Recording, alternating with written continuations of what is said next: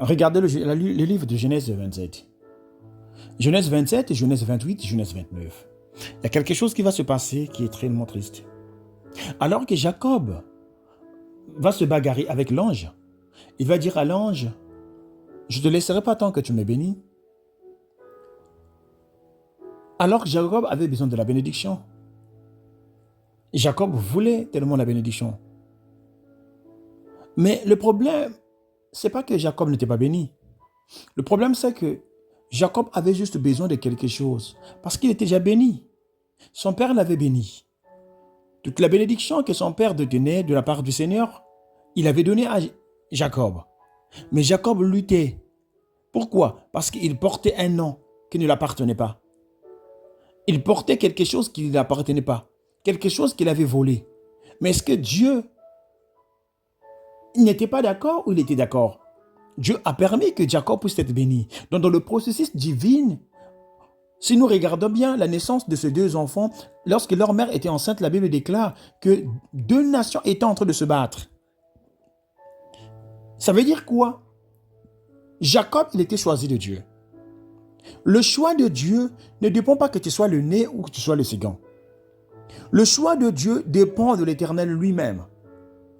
Écoutez, les gens peuvent vous empêcher à évoluer. Mais en ce qui concerne le choix de Dieu, Dieu n'a pas besoin de conseiller. Dieu pour élever quelqu'un, pour faire quelqu'un du bien, il n'a pas besoin de qui que ce soit. À combien de fois même ton père et ta mère qui t'ont mis au monde, bien-aimé, n'ont pas le contrôle de ta vie. C'est vrai que tout ce qu'ils peuvent dire sur la terre peut avoir une portée dans ta vie, mais ils n'ont pas le contrôle de la vie. Si excepté que le Seigneur Jésus-Christ. Regardez dans le livre du Genèse 27. Isaac est avancé en âge. Il va appeler son fils aîné Ésaü. Il va dire à Ésaü, mon fils, je suis proche de la mort, mais je ne peux pas partir comme ça. Puisque tu étais un enfant qui était obéissant, tu étais mon fils préféré. Alors j'ai besoin que tu ailles me chercher le mec que j'aime avant que je te bénisse. Mais ce récit m'attriste tellement. Parce que, écoutez, la Bible déclare que la mère, la femme d'Isaac était juste à côté, puisque la maman préférait le fils cadet. Il va dire à son fils, attention, j'ai entendu ton père ce matin dire à ton frère aîné, va me chercher le mec que j'aime avant que je te bénisse.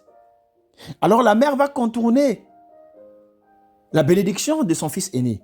Il va dire à Jacob, va me chercher un gibier. Je vais préparer afin que tu te présentes devant ton frère et recevoir la bénédiction qui a été prévue pour ton grand frère. Mais écoutez, ce que je n'arrive pas à comprendre, c'est que Ésaü, comment la maman a-t-il fait? Plutôt a-t-elle fait pour que Jacob puisse chercher le gibier afin de préparer et se présenter devant son père? Écoutez-moi, Église de Dieu. Dieu peut vous parler. Vous pouvez recevoir des instructions de la part du Seigneur. Mais aussi longtemps que vous n'avez pas de discernement, bien-aimé, vous passerez à côté. Écoutez, le gibier était juste là. Mais Ésaü est parti très loin pour aller chercher le gibier. Je ne sais pas combien de temps ou combien de jours qu'il avait eu à faire. Alors son frère s'est présenté avec le gibier. Et bien que même son père suspectait quelque chose parce que son frère était tellement velu, il avait tellement de poils, et même leur voix était tellement différente. Parce que lorsque vous lisez le verset, la Bible déclare, son père va dire, oui, c'est vrai que j'ai touché le corps. La peau, c'est la peau d'Ésaü, mais la voix, c'est la voix de Jacob. Je vais dire à quelqu'un, Dieu peut naviguer avec toi dans plusieurs facettes dans lesquelles tu ne maîtrises pas. La peau, c'est la peau d'Ésaü. Mais la voix, c'est la voix de Jacob. Dieu est capable de faire de toi un coup, deux coups. J'aimerais dire à quelqu'un ce matin que ton Dieu que tu sers, il est capable de changer l'atmosphère, de te faire introduire dans des endroits où personne ne s'attendait, où tu n'as pas besoin d'un diplôme ou une qualification, parce qu'il est Dieu. Tout ce qu'il dit et tout ce qu'il fait, il le fait. Regardez, bien-aimés. Jacob va voler la bénédiction. Et son frère va se présenter devant son père. Et le père va lui dire, c'est qui? Il va dire, c'est moi ton fils aîné.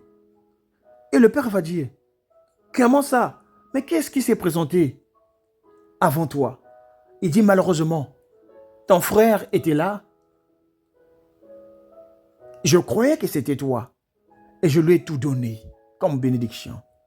Le fils aîné va se plonger dans une tristesse, va supplier son père, s'il te plaît, donne-moi même une bénédiction. Son père lui dit, j'ai tout donné à ton frère. Bien-aimé, qu'est-ce qui nous enseigne ce verset?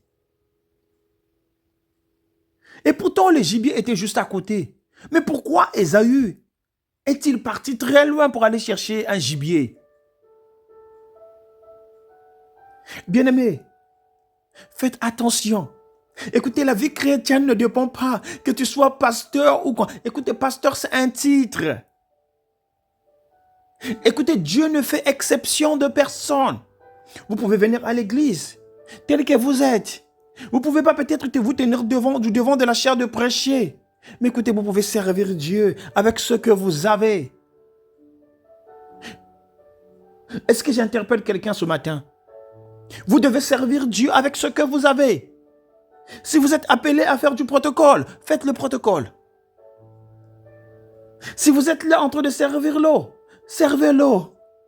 Parce que Dieu est capable de faire un coup, deux coups. Dieu est capable de vous prendre de plus bas de l'échelle et de vous ramener très loin, là où vous ne vous attendez pas. La bénédiction de Dieu ne dépend pas de l'homme du pasteur. La bénédiction dépend de Dieu lui-même et de votre fidélité. Jacob va fuir très loin de sa famille. Le second verset 28, Genèse 28, vous allez lire Genèse 28, Genèse 29. Il va croiser l'ange. La Bible déclare, il va lutter avec l'ange. L'ange va lui dire, laisse-moi partir car l'aurore arrive. Lui, il va lutter, il dit à l'ange, je ne te laisserai pas partir tant que tu m'aies béni. Est-ce que quelqu'un peut dire à Dieu, dans ta souffrance, dans la situation qui dépasse ton entendement, je ne te laisserai pas partir tant que tu m'aies béni. Écoutez, l'ange va lui dire, toi, tu n'as pas besoin de la bénédiction, tu es déjà béni. Il dit, non, non, non, non, non, non, non, non, non, je porte le poids. Le poids que je porte, je ne peux le supporter. Je vais chercher à me détacher du poids que je porte. Et l'ange va lui dire, va lui questionner, comment t'appelles-tu? Il dit, je m'appelle usurpateur. Ça veut dire usurpateur, c'est celui qui a volé la bénédiction. Et l'ange va lui dire, je comprends maintenant le sujet. Je comprends ton inquiétude. Je comprends le poids que tu portes. Le problème, c'est que tu n'as pas besoin de la bénédiction parce que tu es béni.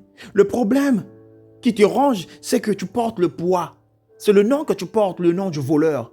Aussi longtemps que tu portes un mauvais nom, tu n'arriveras pas loin.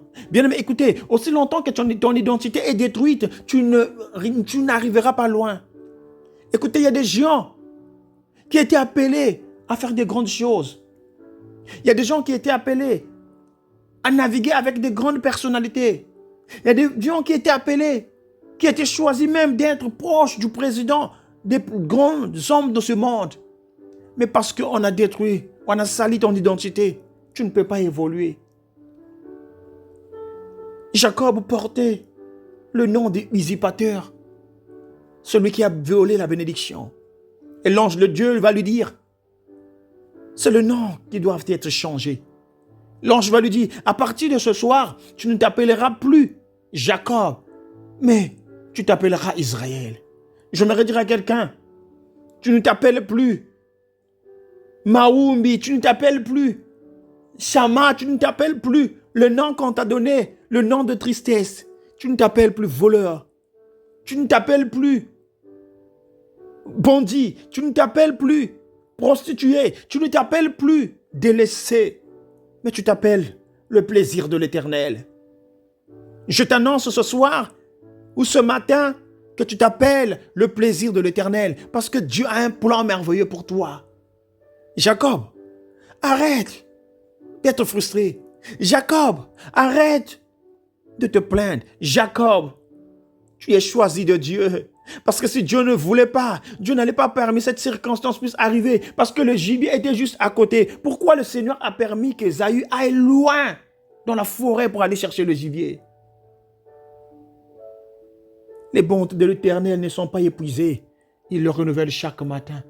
Et chaque matin, l'Éternel a une portion de bénédiction dans la vie de tout un chacun de nous. Et Dieu ne fait exception de personne. Dieu pour vous choisir, il n'a pas besoin de qui que ce soit. Dieu pour vous établir, il n'a pas besoin du gouvernement. Parce que lui, il est son propre gouvernement. Dans les choses de Dieu, nous ne sommes pas dans le pouvoir terrestre. Dans les choses de Dieu, nous ne sommes pas dans la monarchie.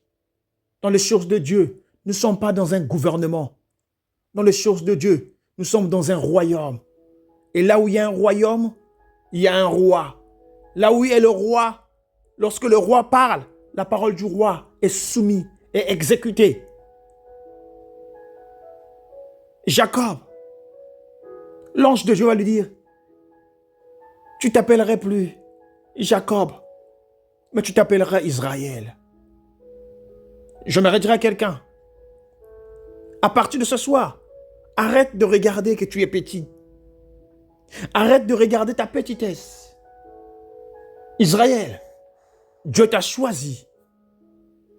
Arrête de regarder les échecs du passé. Regarde, lève la tête, regarde devant toi.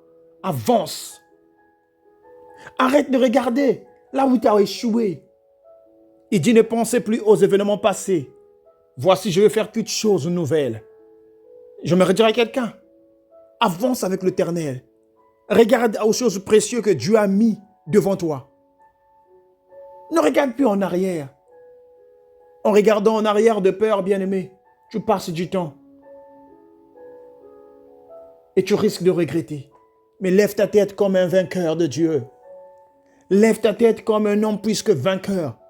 Regarde ce que Dieu a prévu devant toi. Oh Seigneur, aide-moi à ne plus regarder en arrière, mais d'avancer. Car devant moi, il y a tellement de choses merveilleuses que tu as prévues. Devant moi, il y a tellement de choses grandioses que je ne continue plus à regretter mes parents qui n'est plus là, ça fait tant des années. Que je ne continue plus à regarder mon mari qui est parti depuis longtemps.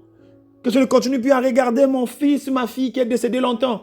Que je ne continue plus à regarder des gens qui m'ont abandonné depuis longtemps. Mais que je regarde à la croix. Parce qu'il a dit tout est accompli à la croix. Il a accompli toutes choses pour que toi tu puisses avoir la vie. Est-ce que tu te rends compte? Est-ce que tu vois ça? J'aimerais dire à quelqu'un. Les plans de Dieu ne sont pas les plans des hommes. Que le Seigneur te fasse du bien. Lève-toi avec moi. Lève-toi, nous allons prier.